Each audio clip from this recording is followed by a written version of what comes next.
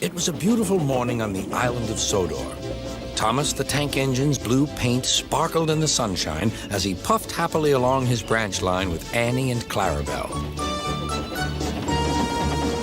He was feeling very pleased with himself.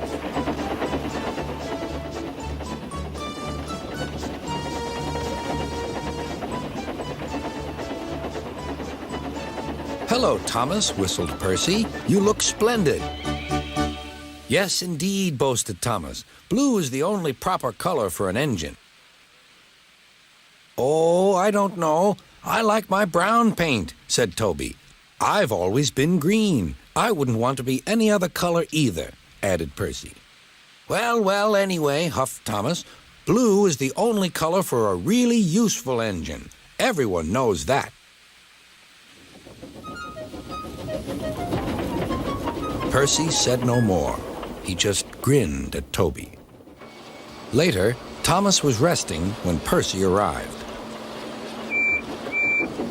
A large hopper was loading his freight cars full of coal. Thomas was still being cheeky. "Careful," he warned. "Watch out with those silly cars." Go on," muttered the cars. "And by the way," went on Thomas, "those buffers don't look very safe to me." The last load poured down. "Help, help," cried Thomas. "Get me out." Percy was worried, but he couldn't help laughing. Thomas's smart blue paint was covered in coal dust from smokebox to bunker.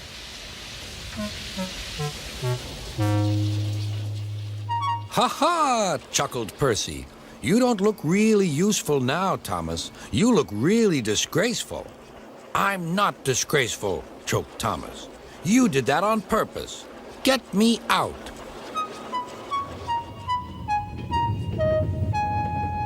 It took so long to clean Thomas that he wasn't in time for his next train. Toby had to take Annie and Clarabelle. "Poor Thomas," whispered Annie to Clarabelle. They were most upset.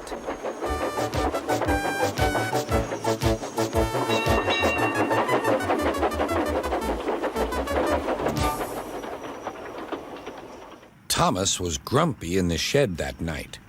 Toby thought it a great joke, but Percy was cross with Thomas for thinking he had made his paint dirty on purpose. Fancy a really useful blue engine like Thomas becoming a disgrace to Sir Topham Hatt's railway. Next day, Thomas was feeling more cheerful as he watched Percy bring his cars from the junction.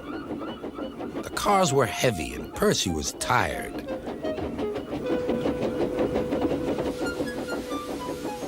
"Have a drink," said his driver. "Then you'll feel better." The water column stood at the end of the siding with the unsafe buffers. Suddenly, Percy found that he couldn't stop. The buffers didn't stop him either. "Oh!" wailed Percy. "Help!" The buffers were broken, and Percy was wheel-deep in coal. It was time for Thomas to leave. He had seen everything. "Now Percy has learned his lesson, too," he chuckled to himself.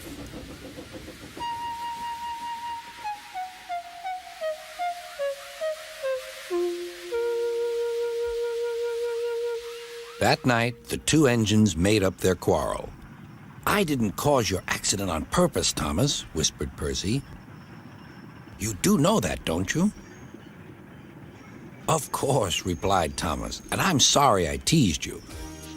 Your green paint looks splendid again, too. In future, we'll both be more careful of coal."